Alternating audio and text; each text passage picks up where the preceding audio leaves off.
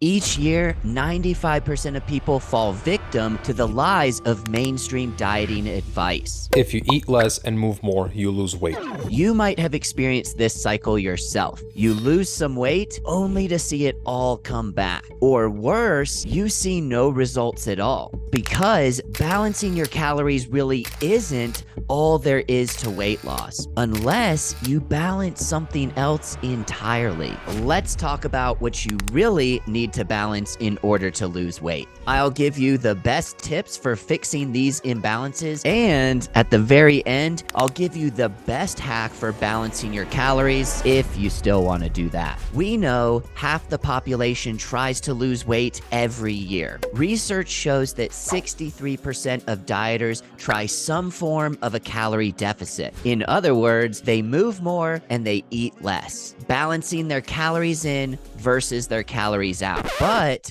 what you rarely hear about is how at least 90% of people who lose weight regain all of those pounds back. Some experts even put that number at 95%. When you've coached as many people as I have who struggle with their weight, you'll notice a startling pattern. Virtually every fat person that I know or that I've taken care of, they are not disproportionately eating more than their peers. It's true. Most overweight people don't actually eat more than everyone else. And a lot of them exercise a lot more than the average person. And yet, they still struggle to lose weight. It's as if their bodies are fighting against weight loss, no matter how much they try to balance their calories in versus their calories out. To understand why this is the case, we need only look to hormones. Hormones are what's driving fuel partitioning. You're responsible for what you put in your mouth, but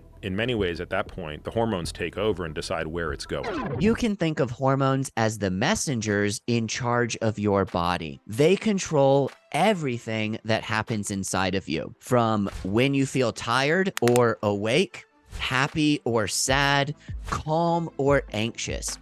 When certain hormones are out of balance, it can cause all sorts of health issues, from constant fatigue and depression to low libido and hair loss. Even your body weight and how much muscle or fat you currently have is controlled by hormones. If your hormones aren't working properly, it's not going to matter how much you exercise or how few calories you eat. Scientists have identified over 50 different hormones in the human body. And while many of these can impact your body weight, there are 3 that are the most important.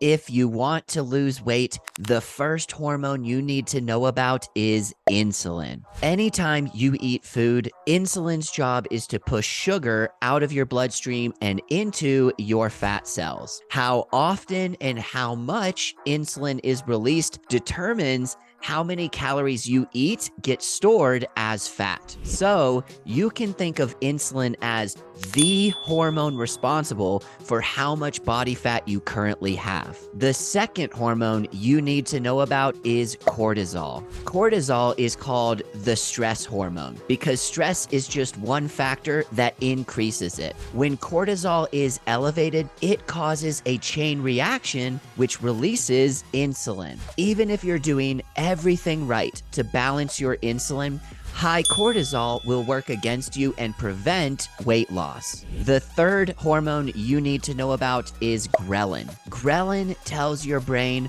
when you're hungry and need to eat food. If your ghrelin is high, you'll feel hungry all of the time, even after you've eaten plenty of food or calories. High levels of ghrelin are also responsible for a lot of failed dieting attempts. This is because you can only fight against hunger for so long until you cave. Ghrelin is a two-edged sword in this regard. If you're eating more often, you're increasing insulin. And if you're eating more food, insulin is storing more calories as body fat. But you can begin to take actions that will rebalance all 3 of these hormones and make weight loss much easier. Here are the best ways to fix each one. You've noticed that insulin is the most important hormone when it comes to weight loss. Both carbohydrates and proteins trigger insulin, with carbohydrates causing a much greater response. Since most foods can cause insulin to increase,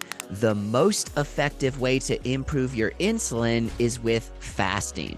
If you're unable to practice intermittent fasting, the next best option is to reduce carbohydrates in your diet. This is why low-carb diets like the ketogenic diet, the Mediterranean diet, and even the carnivore diet can be really effective for weight loss. Side note, pairing a low-carb diet with intermittent fasting will likely balance your insulin even faster. But even if you follow your diet perfectly, high levels of cortisol will prevent you from losing weight. The most common reasons your cortisol could be elevated are sleep and stress. So if you want to balance cortisol, you'll want to decrease your stress and increase your sleep. I actually talk about these kinds of tips in my free newsletter, which you can sign up for by using the link in the description of this video. But if you're looking to lose weight this year, having a consistent sleep routine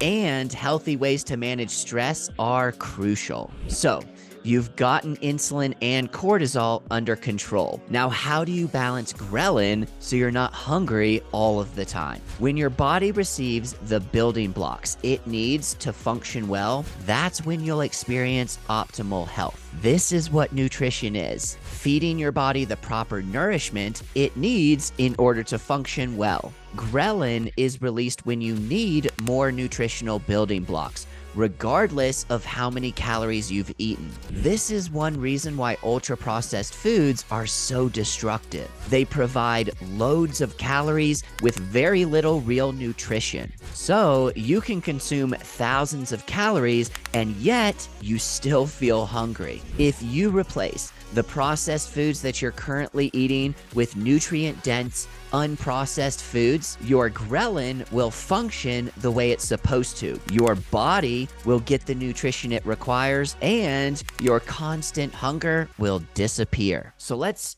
tie a little bow on all of this and chuck it under the tree. If you focus on when you eat, you'll begin to balance your insulin and cortisol, and weight loss begins to happen naturally. If you focus on what you eat, you'll begin to balance your ghrelin, and you won't feel hungry all of the time, even while you're losing weight. But what about how much to eat? Don't you still need to worry about your total calories and track everything that you're eating? To get to the root of that question, you should click the screen to watch either of these videos next. If it's not about calories, it's really about our hormonal response to those calories, which is completely different depending on the different foods that we eat, but it depends on a lot of different things.